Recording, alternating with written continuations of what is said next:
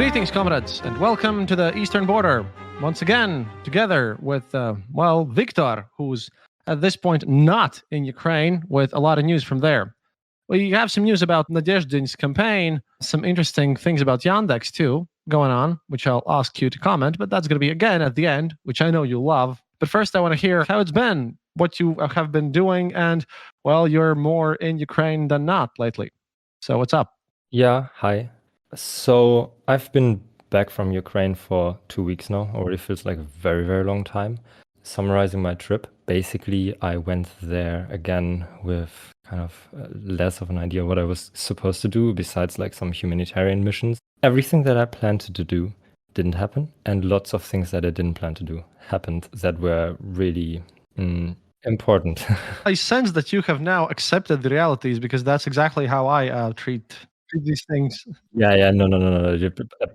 Plans are just vague directions of things that are maybe possibilities. And the closer you get to the war zone, the more brutal it becomes. Yeah.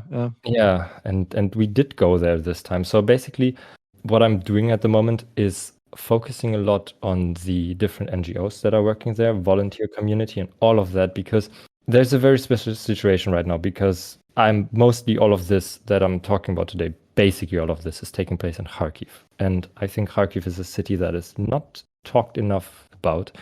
It's in the northeast. It's 25 kilometers from the Russian border. It's 100 kilometers from the front line. It's getting bombed very regularly. It got bombed quite heavily while I was there, and even just after I left, again, always, because that always happens. Yeah, these daily bombings of cities. I've also heard some Odessa got hit again recently. That too. Yeah. And it's one of those things that people always forget, that those deaths of civilians and damage of infrastructure, it's ongoing. Yes. Even when I say sometimes in my show it's a quiet day on the front, I mean everything's happening and blowing up in the background, and it's quiet relatively to some other days, but it doesn't mean that nothing's going on, just to remember. But yes, we can get to the quiet of the front later. That's really important right now, because I got much more of a sense of that and what that means. But basically, Kharkiv, in contrast to Odessa, is a place. In Odessa, you get an alarm and then you have like 30 minutes to react. In Kharkiv, basically, you hear the bomb and then the alarm goes off. And there was lots of that. So throughout the whole time, there was multiple different bombing runs. Some of them were for very petty political reasons, like, oh, this thing happened, they bombed the place in Belgorod or something, or there's a Ukrainian festival. That's Christmas, let's bomb them at Christmas. And all of that happened. And I got the Christmas bombing run. Then in between, there was just some testing. Then I got one bombing run where I was outside. I was walking back, not in a very good condition, let's say. I was just 30 minutes before the curfew happened, because there's a curfew, of course, in Kharkiv, starting at 23. And I was walking back, and I couldn't get an Uber or like Uklon or those equivalents to Uber. And so I had to walk, and walking back through Kharkiv is a terrifying experience, because it's the second largest city of Ukraine, but it goes black and it goes silent and it goes very, very dark. You don't even recognize the places you're walking. And I was walking back there, and I literally heard explosions, walking more. Suddenly I'm next to a subway station. There's lots of people with flashlights pointing at you. I don't know what the hell is going on. Nobody talks to me, just passing me. Nobody talks. Everything's silent. Suddenly a siren goes off just like 5 meters next to me, which is insanely loud. And then I heard a very weird sound, which was a rocket sound, but it sounded kind of shitty. It definitely wasn't a Shahed.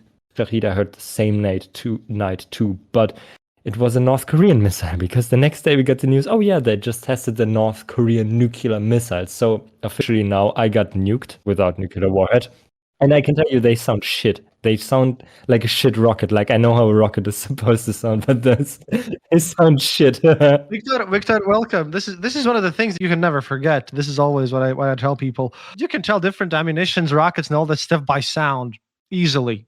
Yeah, And and you can tell the quality of them. It sounds basically like a squirting lawnmower mixed with a rocket. It's very weird. Sounds like the fuel is not, like, you can hear the fuel is not getting burned.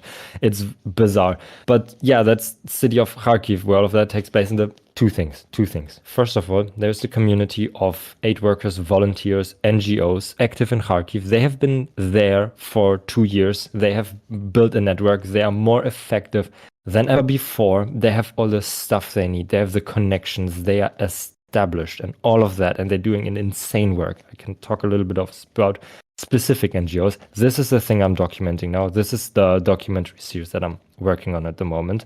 And this is the one thing. Second thing is, now that they are all set up and everything is going more effective than ever, they're lacking the money because now people are donating less. And this is the thing that's so important. That's the non-government funding. That's the things for, like, oh, we have an emergency, we need stuff, a car is broken down, all of that stuff. All of that stuff is covered by these Ukrainian NGOs like Hux. I will talk a little bit because they are actually the difference. They are the big difference between Ukraine and Russia, because Russia is just fighting on their own. Because to my knowledge, I don't think there's any like civilian volunteering or any of that in Russia. But in Ukraine, there's internationals and crazy life that they're living there. What left the biggest impact for you there? How do these people survive? Have they lost someone? Yes, there's a couple of things that happened that were really changing. I mean, the first one is I would talk to this one guy who's working at Hux, who just left. He is an ex-SWAT guy. He used to be a model. He used to fix clocks, actually. And he told me how many friends he had. And they know the number exactly. And he said, like, 57 friends I had lost here. 57 friends I had here, and of them, only 2 are alive now.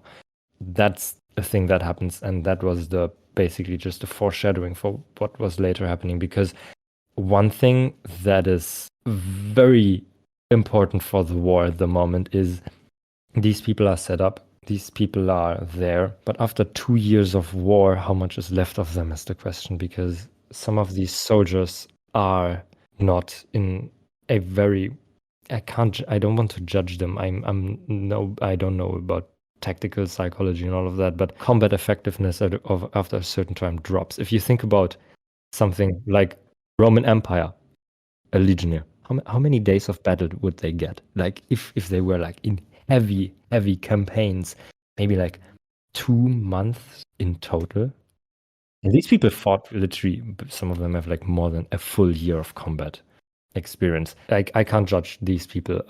I can't walk in their shoes. I don't know how that is. I can't say anything about that. But we literally had a guy who was there telling everybody, I love you, I'm there for you, trying to help me. He set me up with some really important contacts. He was very nice to everybody. And that same evening, a soldier, he lost a guy. He just came from a funeral, a German guy he lost. That same evening, in the back of his truck, he tried to blow his brains out with a revolver. And we took out the revolver off his hands. Not me, but another great guy. And I was there when they took out the bullet. Some of these people are shattered at this point. And those are the internationals. I don't know how the situation is for the Ukrainians, but having met some of them, not much different. Do they get some psychological help? Can they get some help? I know there's a shift in consciousness about mental health in Ukraine at the moment. And there was actually a conference about that, that a friend of mine attended and told me lots about. There's lots of professional NGOs coming into the place, and there's consciousness about it. There's funding programs and all of that. But having talked to the people there, no, none of that. As you were in Ukraine, I went to a conference for Baltic journalism. And a lot of stuff that I heard there, it was also a bunch of people who are trying to, don't get me wrong, they're trying their best. But it was the situation where I could tell that these people are, judging about the war based on their own experiences, which are oftentimes, let's just say, not very accurate. No. So a lot of people are kind of like, they don't exactly understand why and what's going on there exactly. So, and they were the Ukrainian journalists doing their job. And I got annoyed because these, the people who haven't been there, right? They're the kind of people who ask them questions that we would find nonsensical at this point. Yeah. It's you have to learn how to speak to people. How do you talk to somebody who just lost a friend? I had this situation where this soldier was telling everybody I love you and all of that. And I was thinking, like, I saw this guy was not doing well. And I know I'm like a green guy who has no idea about combat and all of that. And I was just, I don't want to give you any advice, but please take care of yourself. And he told everybody, I love you, I love you. And I was like, okay, you love me, because every human feels love for every other human. But soldiers are very connected to that, especially the closer they have been to death for a prolonged time. And I was thinking, so what do I say to him? And I was like, okay, that means I take care of myself because I have a responsibility, because other people love me.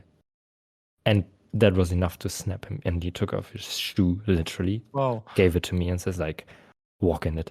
Take a walk in my shoes. Sounds like a weird analogy, but he did that. And I was like, I can't, man. I don't know. I just wanted to say, don't kill yourself in the most diplomatic way possible. Mm-hmm. You have to imagine those people sat in a room with a grenade in their hand, took out the pin, thought about it, and put it back. Most of them did. The ones that I asked, a couple of them did that. It's insane. I just want to support these people. I don't know what else to do, because you get back and now I'm here and it's everything's very comfortable. It's Germany. What do? You can just have money. You can have a job. You can have an apartment. You just work for it, whatever. And then you're there. The question is, okay, Christoph's thought experiment. You know this better than I do. What does it mean to give everything for a cause? Like literally your everything. How much is that? Is that just your life? No, sadly, that isn't. That's not enough. That's where it ends. That's the easy way out. The long way out, that's what I saw this time. The long way out means you lose your friends. You lose your friends in Ukraine, but also your friends at home, your family and all of that. You lose your connection. As people come to Ukraine and it's difficult to speak to these soldiers, it's the same way around. How do you come back and then speak to your friends about things? Do they understand? Do they still speak the same language as you? Probably they don't, unless they have seen stuff. And then you carry this with you. That's a great sentence from a guy, Hefrik Münkler. He said, like, you carry the war inside you, around you. Like, a war zone today doesn't end where the battle lines go. You carry the war with you, around you, wherever you go, and you touch people and they touch the war through you. It's insane. And you can feel this. You can see this in their eyes. They got the Ukraine eyes, I call them. That is also what I 100%. There is something in their eyes. And it'll never go away, too. It will never, ever go away, sadly. And we all, like, I know that, you know that. How many people know that? It even continues from there. You lose your friends, you lose your ability to talk to them, you lose your mental health, you lose your physical health.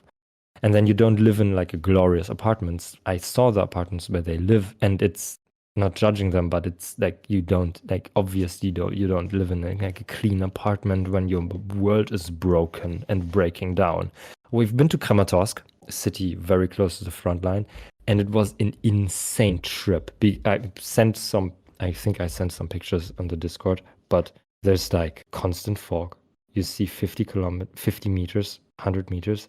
It sounds apocalyptic. There's black burnt trees coming from the earth, like insane skeletons. There's destroyed buildings there. It's another world. It literally looks like hell. And then they're living there. And then they tell me, oh, this is good weather, because the drones can't see you. And it looks like hell. It literally looks like hell. And you have to live in that. And you have to live in that wet, dirty. You are now being confused, which is normal. It's normal. It's normal for Victor, for you to feel that way. It sounds stupid, but it isn't if you think about it. Because, like you said, it's what either have to deal with it somehow, or you simply just don't deal with it. And yeah, if you don't deal with stuff like this, then yeah. Question again about what are the aid organization doing? What's happening? Your personal experience is one thing, but I'm pretty sure our listeners want to know what's going on through everything. Okay, yeah, and there's basically different stages. Starting literally here in Germany, Düsseldorf, very close to me, a friend of mine, Ben, who has a great NGO called The Drum. And it starts with people just collecting aid, collecting things. And by the way, please, at the end of this, I want to talk a little bit more about like ways literally everybody can have a big impact on Ukraine for free.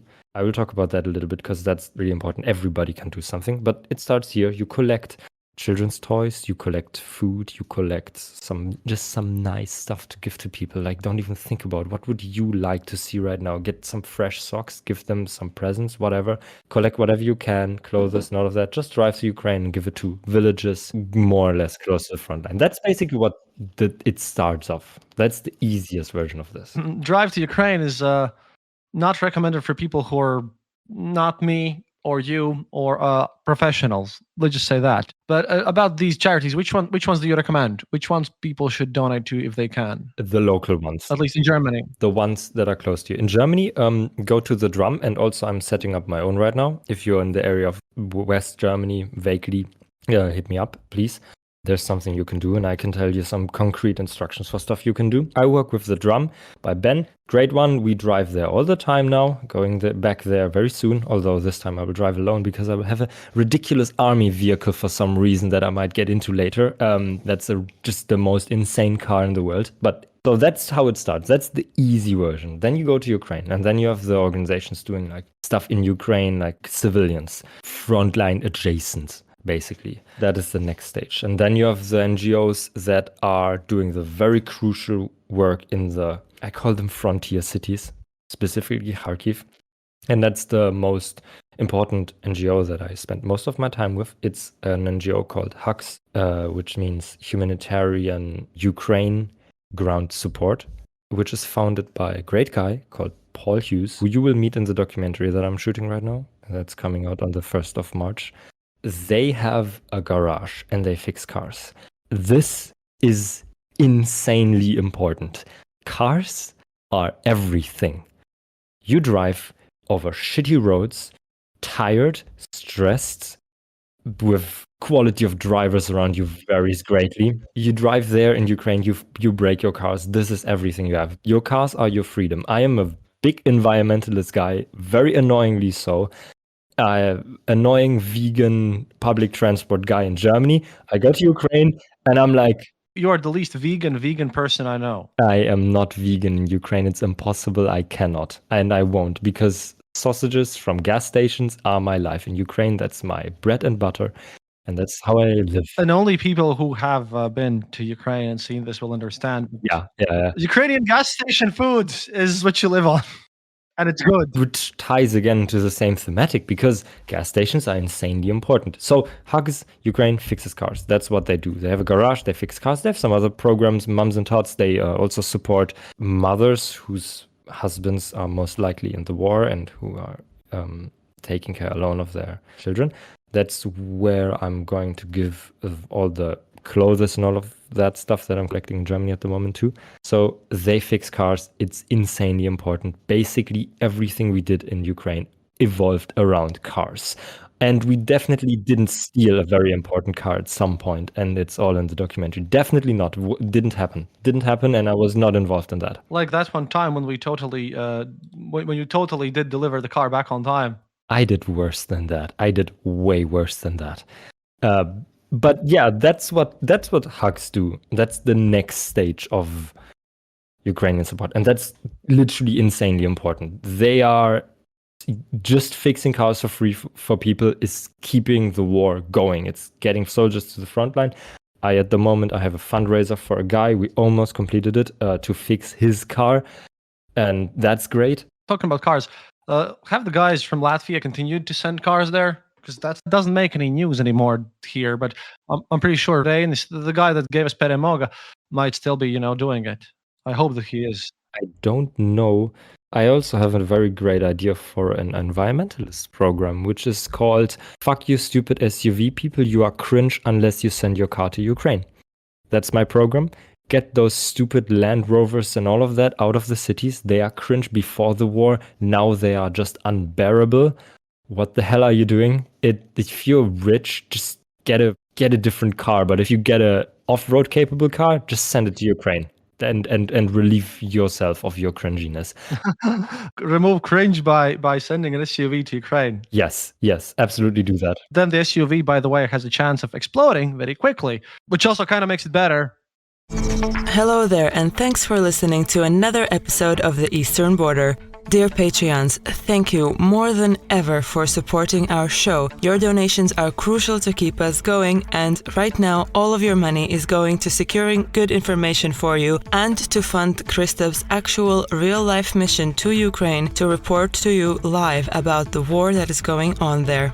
Also, we would like to use this opportunity to urge you to donate to other organizations that are helping people escape Ukraine safely and to defend the country for those who decide to stay on the ground. One such organization we would like to highlight is the Defending Ukraine Together Come Back Alive movement. Launched in 2014, the Come Back Alive became the biggest organization providing support to the armed forces of Ukraine. You can donate directly from their webpage, comebackalive.in.ua. Remember that no donation is too small. In this situation, every dollar matters, every cent matters. If you're uncomfortable with giving money to war, they do have a position on their website that they are providing Ukrainian army with laptops, lights, photo equipment, cables, and is not purely military. Perhaps that might change your mind, but remember you can also donate to strictly humanitarian organizations such as the Red Cross and others that are helping people escape Ukraine safely. Please also keep following us on social media for all of your latest updates on Eastern Border on places like Twitter and Facebook. Keep listening, keep yourself informed. That's all from me now. See you online.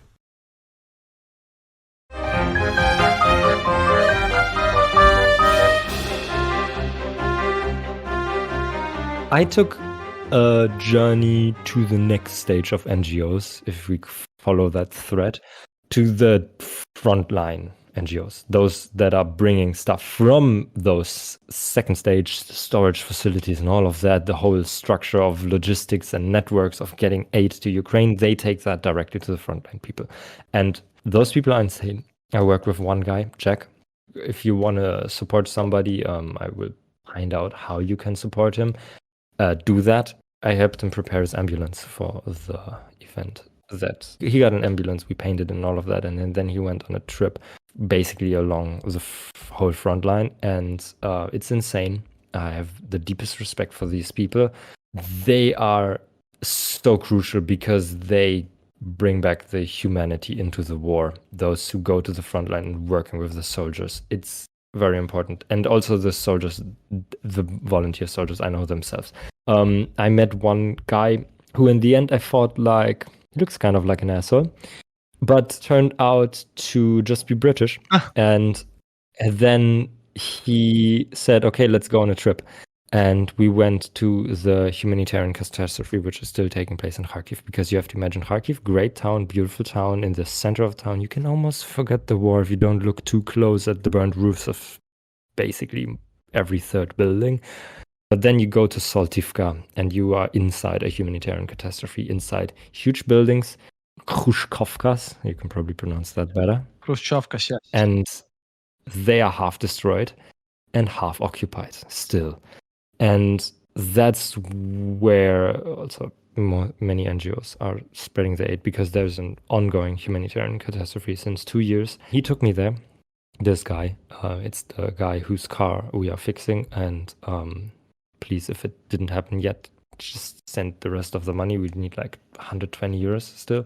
And then it's done. And then we can go over to the next things, because he needs to go back to the front line. And he showed me all of that. And it was heartbreaking, because these people also live there in this area, and it's huge. And we went to the most destroyed buildings I've ever seen and took the tour, and then you enter these burned ruins. And there was one moment where I walk into an apartment of somebody and I see a corner with two things. First thing was ceramics destroyed on the ground, some of it still in pristine condition, just like plates and cups and cute little things like ducks and all of that from ceramics. And the second thing was just a pile of white ash, because the whole apartment burned to nothingness besides the ceramics, because that of course doesn't burn. And you have these apartments and you go out And then it's snowing, so the windows are broken, of course, if there is even a window and just not an open wall. And there's snow on the ground, fresh snow, and you see the footsteps that are leading into the other apartments with closed doors because people are still living there since 2 years, and it's minus 18 degrees. It's insanely cold, and they are still living there. Hard to understand. I don't know. You have different levels of internally displaced people. You have people who are just internally displaced within their own building because their apartment doesn't exist anymore, and they just move into the next one where the family fled to Lviv or Kiev or something. And then we were there. I left Ukraine, and then I get a message the next morning saying like, oh yeah, there was a high altitude bomber, which for some reason nobody talked about in the news that this is happening because everybody imagines there's rockets flying, but no, you actually have huge transport airplanes which can carry tons, literally tons of explosives and just release them all at once. And where do they release them? Into Saltivka. Why do they release them in Saltivka? Because that's where Russia lost Kharkiv. Kharkiv, fucking important. And they lost it, and they're petty about it. So they are bombing the highest density area where they lost out of pettiness and sheer sadistic brutality. So where I was standing, the place doesn't even exist anymore. Where I was filming, nope, not existing anymore. They burst the pipeline, the whole street exploded, and that was it. A day after I left Ukraine. 3 days after, I was literally in that spot at the same time of the day. Insane. And yeah, that happened. I was there with a bunch of aid. I had a very expensive military backpack, which I gave to this guy, and I had some pulse oximeters. And then the most typical thing for Ukraine happened. A certain soldier got called into action, wanted to go there. No, the car broke down. Wanted to go there again. My friend Grim, he volunteered to drive her to Ukraine. I met her just days before. I had these pulse oximeters, which we bought from funding, also from funding from your community, which is awesome. And I gave one to her. They both went to drive to the front. Car broke down. Chaos in the garage of Hux. Oh no, what we're doing? There's a car broken down. What the fuck? Can she not just hitchhike there? No. Paul Hughes, the guy who owns the garage, comes in and says, no, we gotta help these people. We gotta go there, gotta drive there. We empty his car, drive there, pick them up, bring them back, drank some beer, talked, had a lot of fun. I was like, okay, I'm really looking forward to meeting this soldier again. And then the next day, she goes off. And just last week, I get a call, and she's dead. Died by I got the funeral just a few days ago, and No, that's the thing that sadly I know as well as you do. It's a thing you have to accept as a fact of life. Sadly, once you're over on there. so like I was the last person to film her. This whole thing, how we saved her with the car and everything, I documented. Question though is, Yeah, please. how do these guys see the Russian mobilized? Because currently we have a lot of events in Russia where now Russian women are starting mass protests, and I'm just thinking, how relevant would it be if the mobilized from the Russian side would go home? That's one. And two, is there a difference between how the Ukrainians see the mobilized, between how they see the volunteers or something? Or is a Russian soldier just a Russian soldier at all times? Honestly, I can say one thing that they have for the Russians, and that's respect at this point, because they are changing their tactics too. We have this typical thing that happens. Russia goes into war, it's chaos, they're idiots, and then somehow, even though everything we hear is, oh, this general got killed, this people got fired, this and that, but they get creative and they get more effective because they are better at doing war industry, because their country is basically a war country. That's the only way they function. So they kind of, while we go crazy because we are sane people who don't want war, I think Russians, the longer the war happens, just feel understood. They go like, yeah, this is the shit world we deserve, and this is just feeling better than when we have a normal country. Because when they have a normal country, they don't feel okay. They go like, no, NATO and this, everybody's hating us. Everybody wants to get us. What is happening? When there's a war, they go like, yeah, that's how life's supposed to be, miserable. This is the thing, by the way, which I can relate to. There's a saying that's known about Russians all the time, that for Russian, it's more important not that they have a good cow, but the neighbor's cow is dead. Yes. Basically, it's not about how shitty you live, as long as the neighbor's cow is dead, as long as the neighbor's life is shit. When the next person asks me, the next uninformed idiot person asks me, oh, how's the war going and why did the war happen? This is how I'm going to explain it. Well, thank you, because that's a saying that's from, I think, from 1920s, from early Gulag era. That's where, like, when people were sent to exile. That's the thing that people need to keep in their minds. I don't know if I said this in earlier version of podcast episodes, but my grandpa got detained by the Russians, and it wasn't pleasing. It was not a good experience. He was supposed to be sent to Siberia. He was from the Wehrmacht. The Wehrmacht evolved. Bundeswehr, all of that happened. Years of reform. Everything changed and all of that.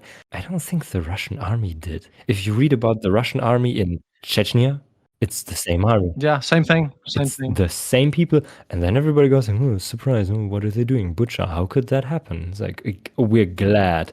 We can be glad that we got Bucha and not Grozny in Kharkiv or something. Yeah. And the only difference between those two things is the weapons of the Ukrainians. It's not that the Russian army evolved, it's Ukrainians shooting them. I would like to mention that I have made an episode about Grozny earlier. You should probably go and check it out. But people should, because I have made episodes on Grozny. I saw a version of Don't Tell My Mother I'm in Chechnya, but it's Don't Tell My Mom I'm in Bakhmut. And it's the guy sitting on a balcony with a guitar and singing this song, and it's just destroyed Bakhmut in the background. And look up that video. One thing that makes it more horrifying too, like the people who are not trained with like audio stuff, you can hear the mic is shit, but the mic is not shit because of the quality. You can hear the mic is shit because it was in proximity to an explosion. You can literally hear that in that video, that the membrane of the microphone got fucked up by an explosion, which makes the video more terrifying because obviously the soldier was too. I got also reasonably close to explosions this time. I was smart enough to hear a boom and then go like, oh, I'm going to check out the boom. And then there was a second boom, of course, double tap bombings. Yeah, the Anthony wasn't near you enough, I suppose. Yeah, I didn't even get to see Anthony. But he's going to narrate the documentary that I'm working on. So. Oh, well, of course. We spoke about this off record. Victor just simply has to be my wedding photographer. You know, journalist society sticks together. Yep. That's the thing. Yep. I'm going to expose you to the world. I would really love to go to Latvia right now. I would love to do a lot of things. I don't want to go back to Ukraine. If I'm 100% honest, I don't want to go back. It sucks there. I mean, it's fascinating. It's the most intense, amazing experience of my life. And I'm 100% certain I am a better person because I went there. It was good for me. But I don't want to go there. But I don't have a choice because there's a fucking war. And it's our war. You have to stay home for at least a month. That's literally my plan. And then I fix the car and then I go back. You can do that, but just stay at home for a bit. Just because you will lose your attentiveness. You'll make stupid mistakes. Don't do that. Honestly, this is the thing, like, okay, it's a little bit personal, but before the war, I was insanely depressed. There was some stuff happening here. I was so foggy in my head. One other thing is that I really hope that some lessons that I've taught you actually have worked for you there, in Ukraine. Yes. Especially Odessa taught me a lot of things.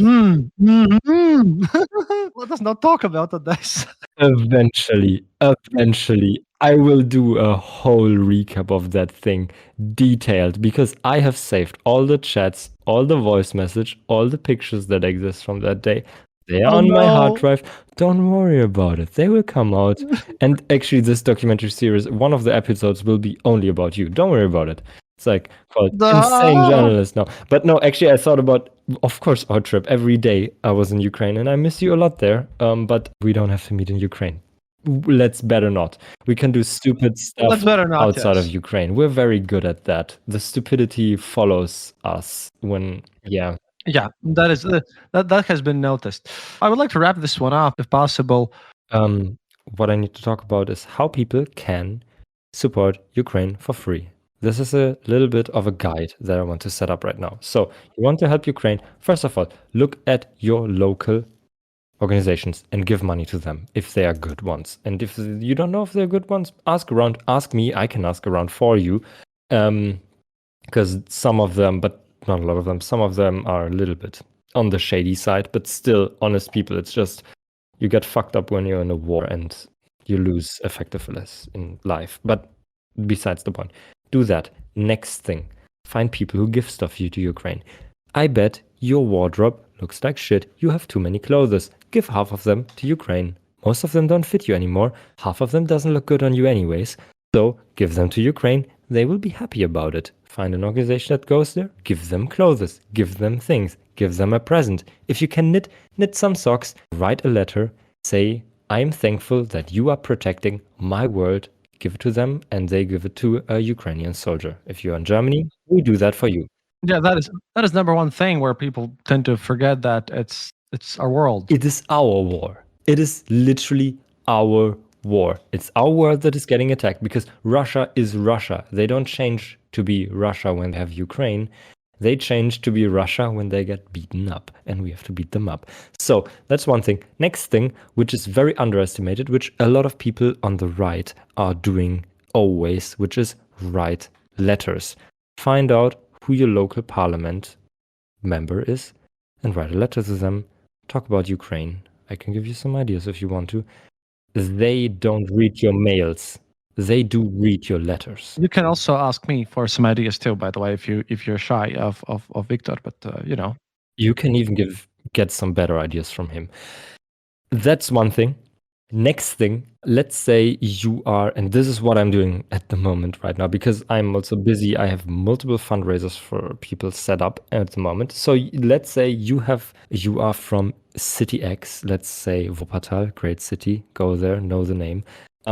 And you want to get funding. You know what? I'm not a religious person, but go to your churches and say, hi, here's some people. They have a fundraiser. Get some kind of local connections. That's the most important thing. Get a local connection. Like there's a soldier from my town. There's this event. My town is a football industry town. Look at Kharkiv or look at Kryvyi Rih. It's also a football industry town. There's a connection. Now they have a reason to fund you.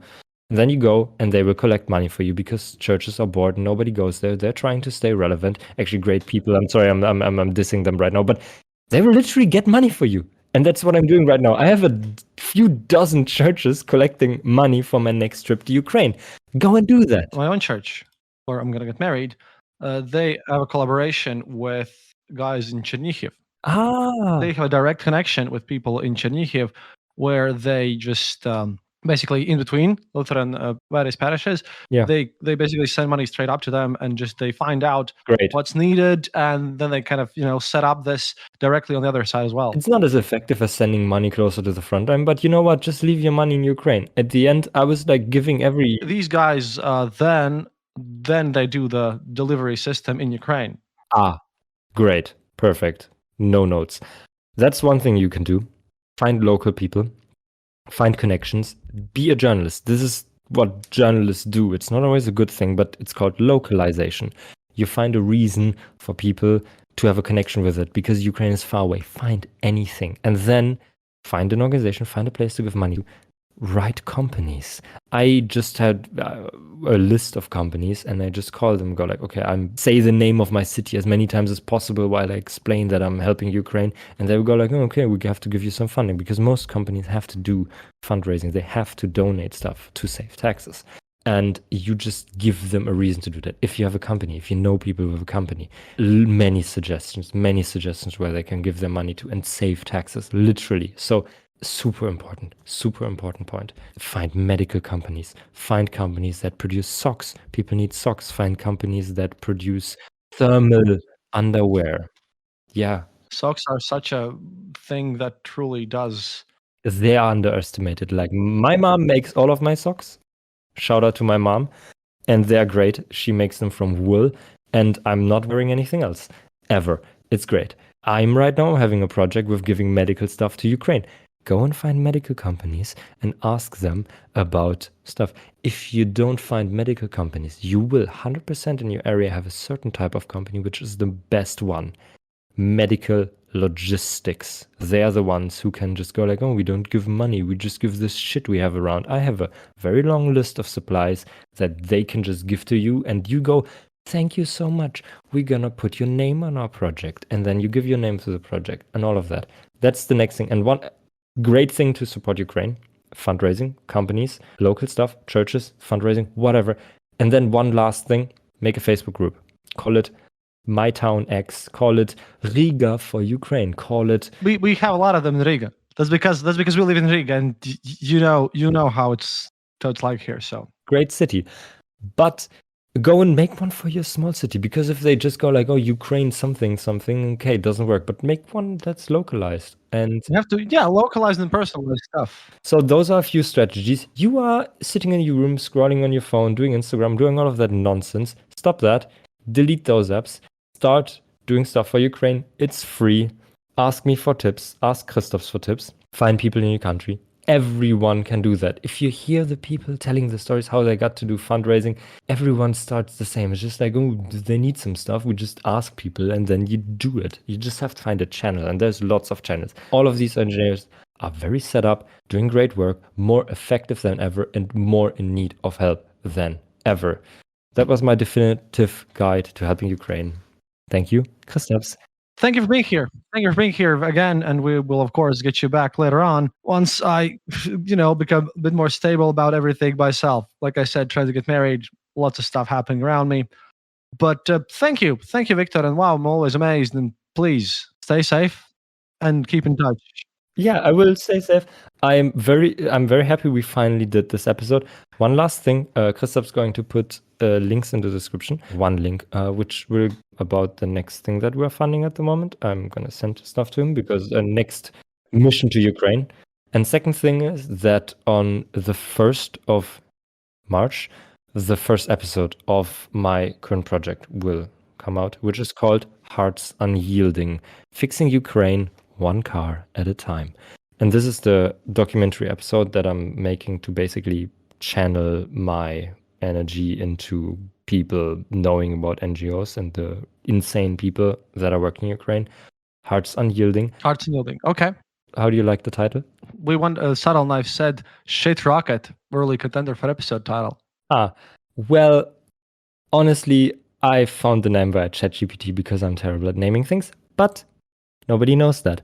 And since I didn't announce it, now I don't have a terrible deadline that will mentally crush me and make me produce this episode in 1 month. Tomorrow I'm doing the sound recording because, of course, we're writing the soundtrack specifically for this. And I talked enough. Christophs will say goodbye now. Yeah, thank you for being here, and thank you for going to Ukraine, and thank you for all that you do. And remember, everyone, first of all, до свидания, товарищи. And secondly, happiness is mandatory. You too, Victor, member of Totally Legitimate Western Journalists, co-founder of the Totally Legitimate Western Journalists. Yes, vice president. Vice president. Yeah, that works. And actually, least legitimate journalist in the organization. Okay, bye-bye. And say it after me. Happiness is mandatory. Happiness is mandatory. Bye.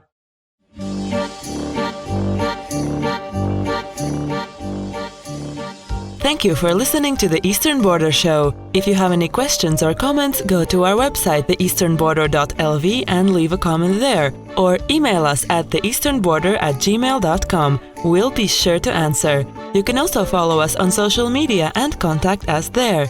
If you enjoyed this episode, then leave us a review on Apple Podcasts and tell your friends about us. It really helps us grow the show. And remember, happiness is mandatory.